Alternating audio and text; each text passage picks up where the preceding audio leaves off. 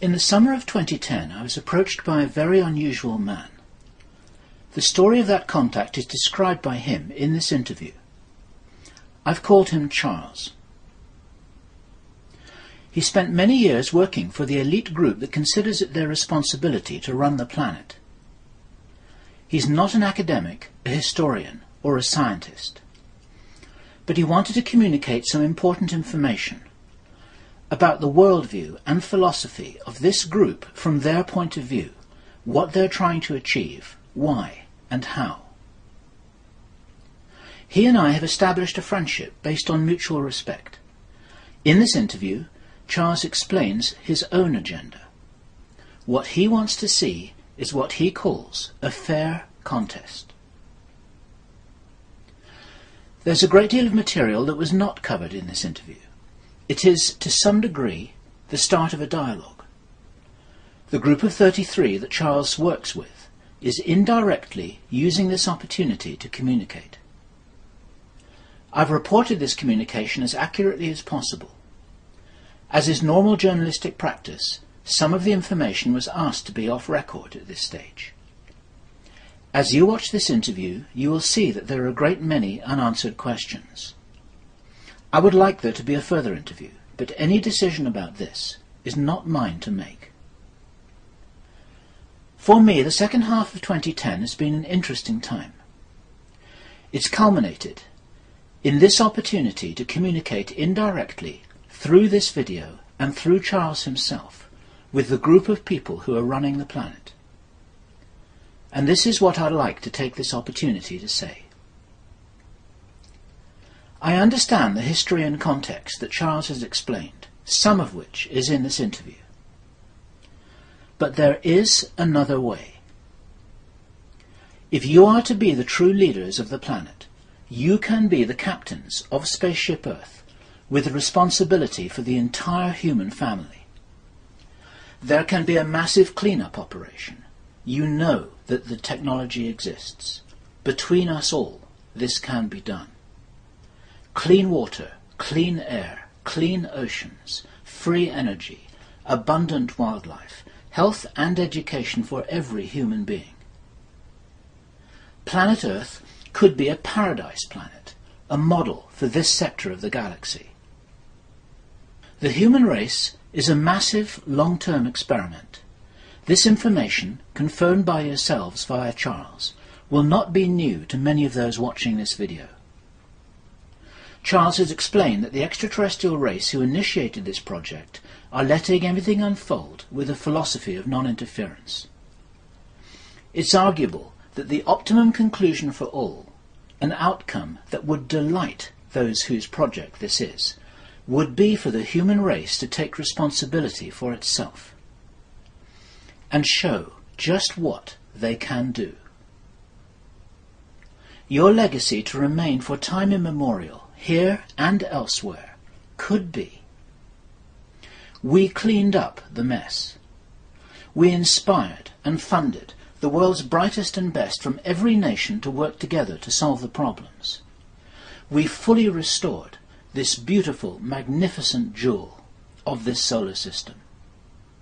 Look what we did when the entire human family, organized, focused, and under inspired leadership, worked together to show just what could be done.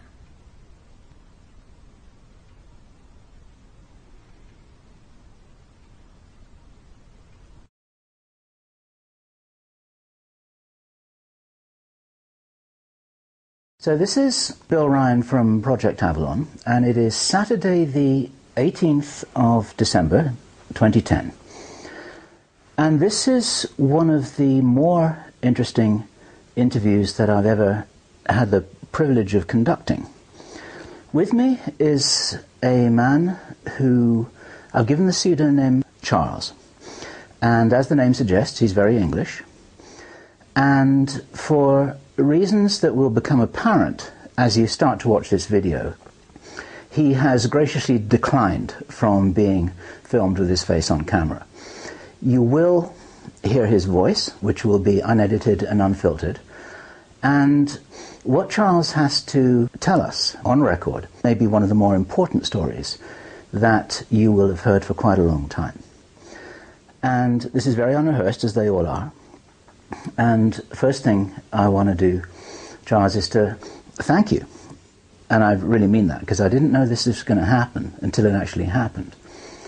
And as an introduction to our viewers here who are only seeing the back of your head, what are you willing to say about who you are, the nature of how we connected with each other, and the nature of your work?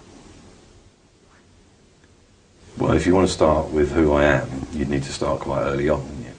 Okay. Because otherwise it doesn't make sense how someone from Hackney gets to where he is.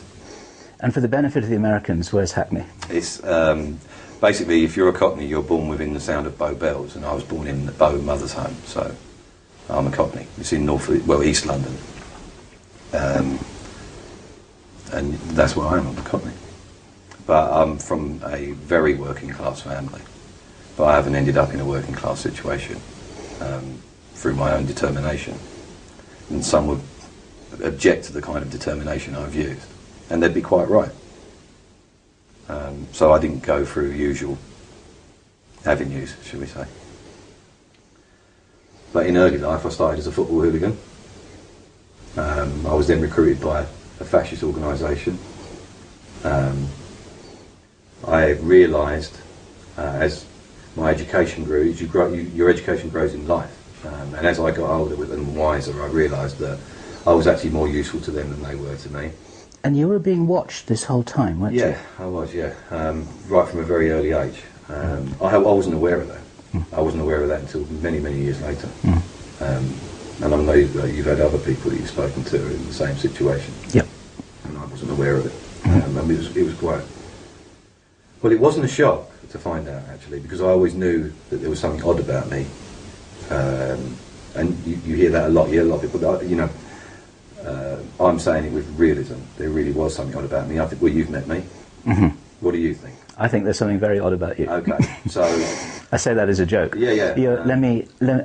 Odd sounds disparaging. Okay. Let us say unusual or even special. Okay. Would that be fair words to use? Yeah, I'm not really into blowing my own trumpet in that respect, you know.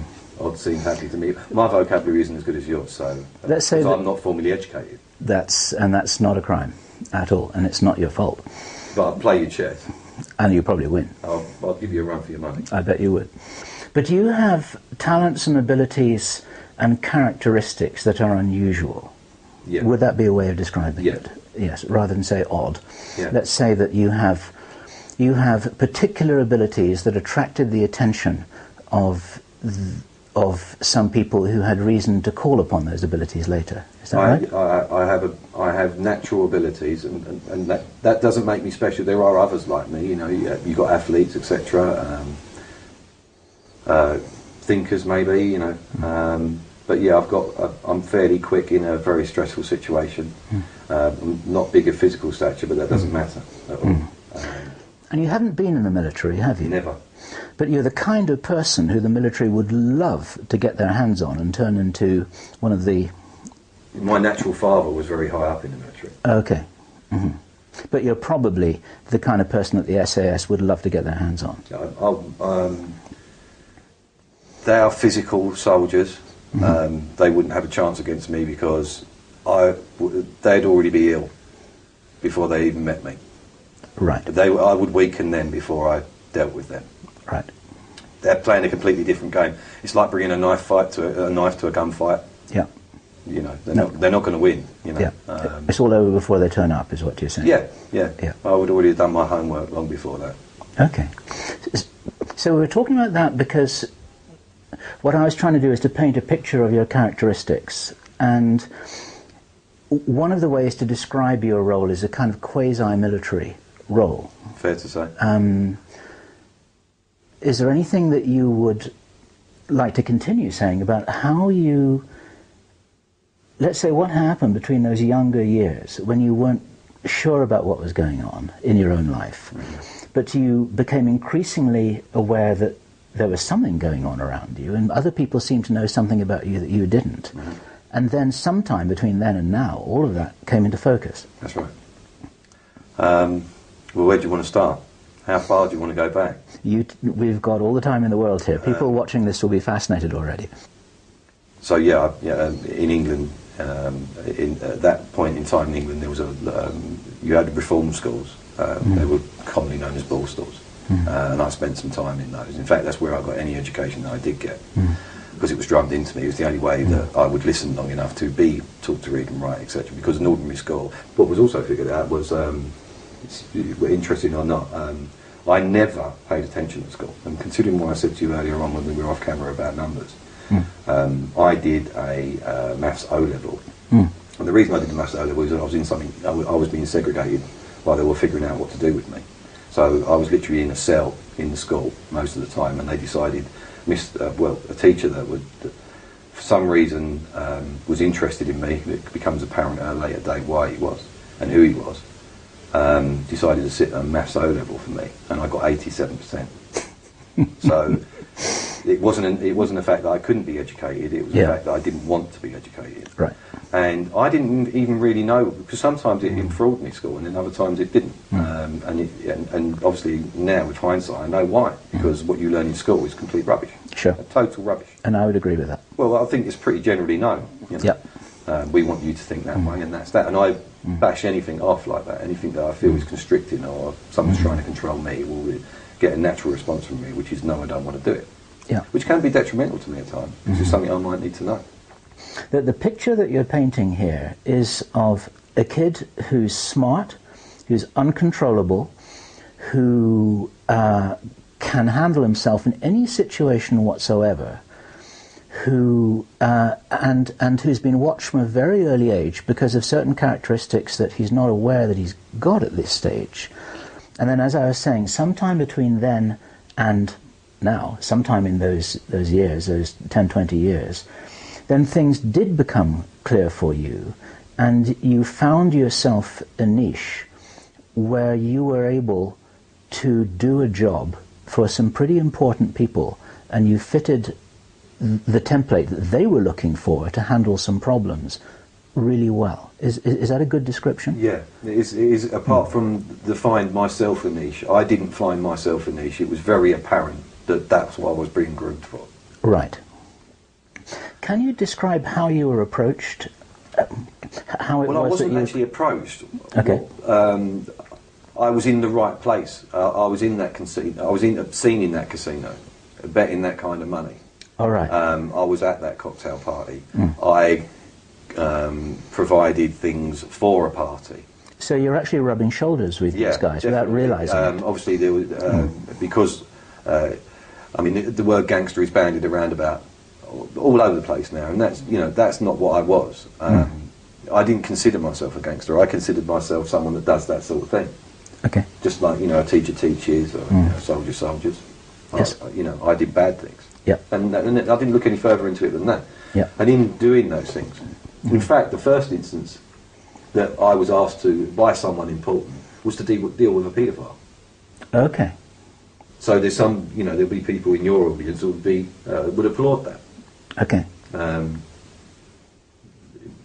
Doesn't mean it was just another person, as far as I'm concerned. Okay. It was basically they had a nanny, and the nanny was fiddling with things he shouldn't have been fiddling with, and they wanted him dealt with, and that was the first instance. Okay. Where I was really asked to do anything serious. And a euphemistic way of describing this is that you became very useful in making problems go away. Yes. Is that a way to describe it? Yeah, absolutely, yeah. Okay. Yeah. But maybe you could go a little, you need to go back. It doesn't even become a problem when I'm involved. Okay. As soon as someone realises that they may see a situation come in a month's time, that's when I'm involved. And the situation never even arises. Like to head the problems off before they become problems? Yeah. Okay. Because then you can, the earlier you deal with a problem, the less forceful you have to be. And any force or any real major action will attract attention. And you don't want any attention. That's the golden rule. Okay. No attention. Gotcha.